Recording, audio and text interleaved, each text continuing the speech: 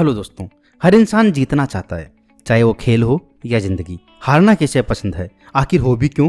जीतने में जो मजा है वो हारने में कहाँ है? अगर कोई हारना ही चाहेगा तो लड़ेगा ही क्यों? आपने कभी सुना है किसी को ये कहते हुए कि देखो भाई, मैं तो हारने के लिए खेल रहा हूँ? हर खिलाड़ी जीतने के लिए खेलता है।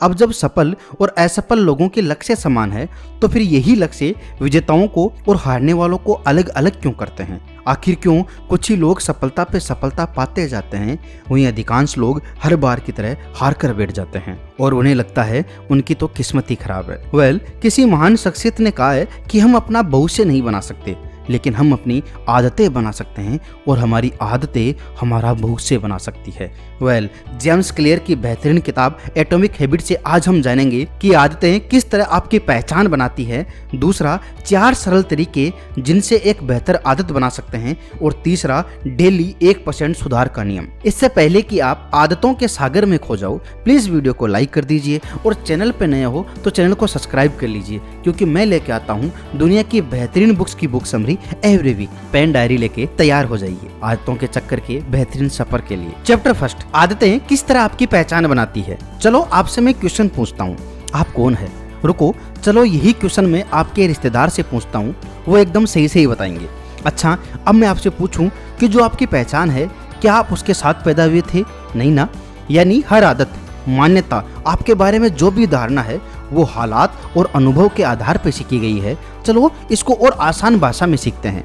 माना एक दिन आपने कोई किताब का एक पेज लिख दिया, तो क्या लोग आपको लेखक कहने लगेंगे? दूसरा, अगर एक दिन आपने पूरे दिन एक्सरसाइज कर ली या जिम भी चले गए, तो क्या लोग आपको हेल्थ के प्रति जागरूक समझ लेंगे? नहीं ना। लेकिन वहीं अगर आप रोज लिखते हो, आपकी कोई किताब भी प्रकाशित है, तब लोग आपको एक लेखक के रूप में पहचानेंगे, आपकी एक लेखक के रूप में पहचान प्रदर्शित करेंगे। और यही बात खिलाड़ियों के लिए भी सही है और अन्य के लिए भी सही है।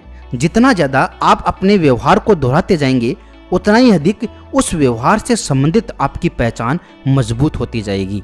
आइडेंटिटी एक लैटिन शब्द है जिसका मूल मतलब है किसी काम को बार बार करना। अभी आपके पास आपकी पहचान है और आप उसे ही मानते हैं क्योंकि आपके पास उसके लिए पर्याप्त सबूत भी तो है। जैसे अगर आप पिछले 20 साल से मिट्टी के बर्तन बना रहे हो तो आप एक खुमार हो और आपके पास इसके सबूत है। जैसे जैसे आपके पास आपके काम को करने के साक्ष्य बढ़ते जाते हैं, आपकी पहचान उस काम में और मजबूत हो जाती है। अब ऐसा तो नहीं होगा ना कि आप एक दिन फुटबॉल खेलते हो और आप फुटबॉल खिलाड़ी बन जाओगे।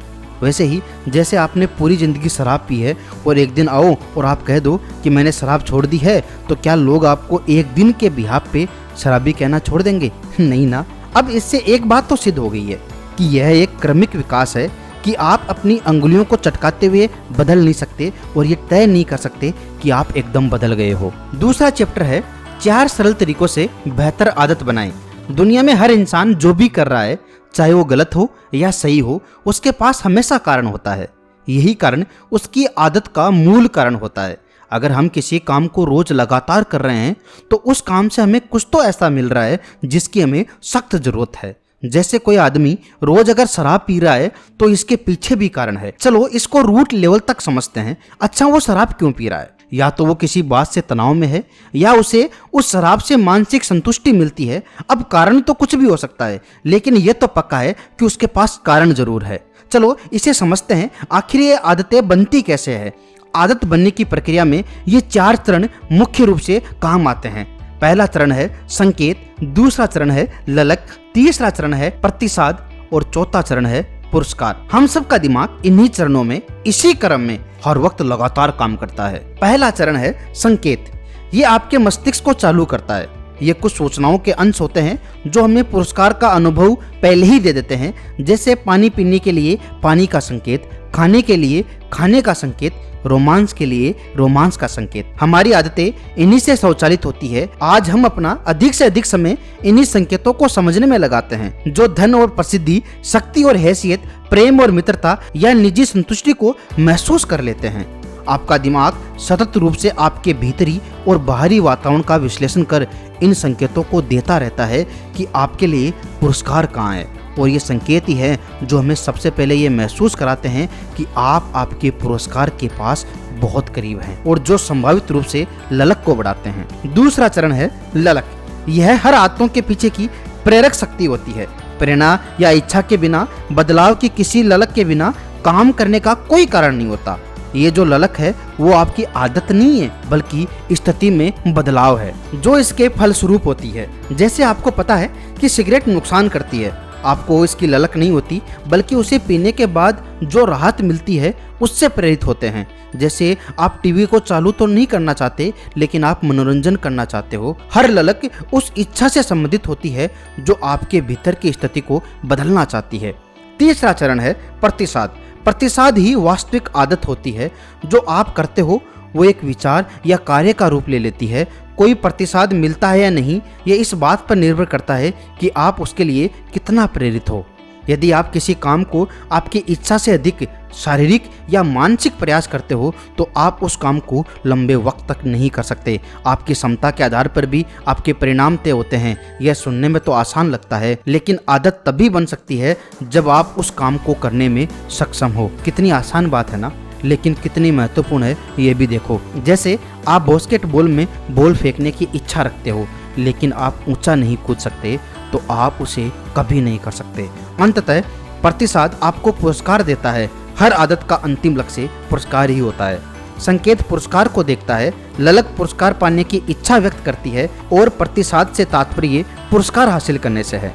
और हम पुरस्कारों का पीछा इसलिए करते हैं, पहला क्योंकि इससे हमें संतुष्टि मिलती है, और दूसरा हमें ये शिक्षित करते हैं। पुरस्कार हमें ये भी सिखाते हैं कि कौन सा काम भविष्य में याद रखना है। आपका मस्तिष्क पुरस्कारों को पहचानता है। जब आप जीवन को देखते हो तो आपका तंत्रिका तंत्र सतत रूप से आपको देखता है कि किस काम से आपकी इच्छा संतुष्टि होती है और किस काम को करने से आपको प्रसन्नता मिलती है। सुख और दुख के अनुभव फीडबैक तंत्र के हिस्सा होते हैं, जो अनुपयोगी के स्थान पर विभिन्न उपयोगी काम करने में दिमाग की मदद करते हैं। वहीं पुरस्कार फीडबैक लूप को बंद कर देता है और आदत चक्र को पूरा करता है। तभी तो एक शराबी को भी पता होता है कि शराब कितनी नुकसानदायक होती है, लेकिन उसके आदत चक्र ने उसके फीडबैक लूप को बंद कर दिया, जिसके कारण उसे पता होते हुए भी वो इसे नकार देता है। इन चारों चरणों में से कुछ भी अपर्याप्त हो तो आपकी आदत पूरी नहीं हो पाएगी। मानो हमें किसी आदत को खत्म करना है तो पहले तो हम उन संकेतों को ही खत्म कर सकते हैं जिसके कारण आदत शुरू ही नहीं होगी। वहीं ललक को कम कर देंगे तो काम करने की प्रेरणा ही नहीं मिलेगी। और संक्षेप में कहे तो संकेत ही हैं जो ललक को बढ़ाते हैं और प्रतिसाद के प्रति प्रेरित करते हैं, और यही प्रतिसाद हमें पुरस्कार देता है जो हमारी ललक को शांत करता है। और यही आदतों का फर्क होता है किसी सफल और असफल इंसान में। सफल लोग उन कामों को कर करके उन्हें करने की आदत बना लेते हैं जिन्हें असफल लोग नहीं कर पाते हैं। और मजे की बात तो देखो, सफल लोगों को भी वो काम करना पसंद नहीं है, लेकिन उन्हें पुरस्कार से, परिणाम से अथाह प्रेम है, जिसके कारण वो उस काम को लगातार कर लेते हैं। आप कौन सी आदत छोड़ रहे हो और कौन सी आदत नहीं बना रहे हो, मुझे कमेंट करके जरूर बताना। तीसरा चैप्टर है डेली 1% सुधार का नियम। हमें ना सब कुछ अभी चाहिए।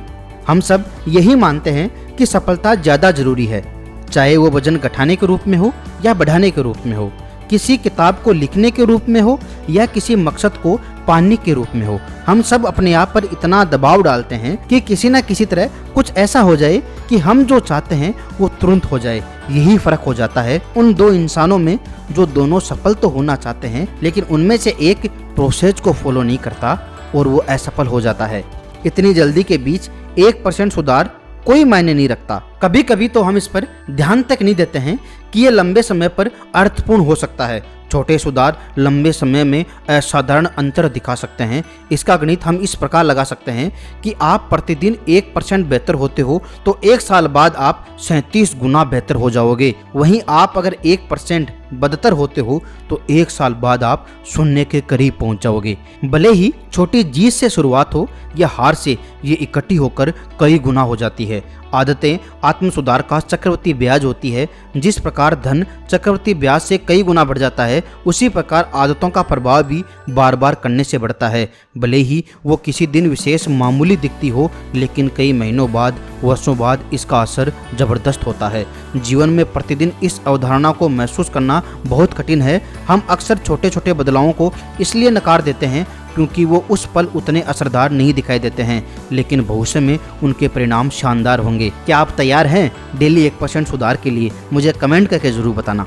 ये किताब आपको एक बार जरूर पढ़नी चाहिए। मैं लिंक डिस्क्रिप्शन में पिन कर दूंगा, आप वहां से इसे खरीद सकते हैं। ये बुक समरी आपको कैसी लगी मुझे कमेंट करके जरूर बताइएगा, और आपने इससे क्या सीखा वो भी बताइएगा।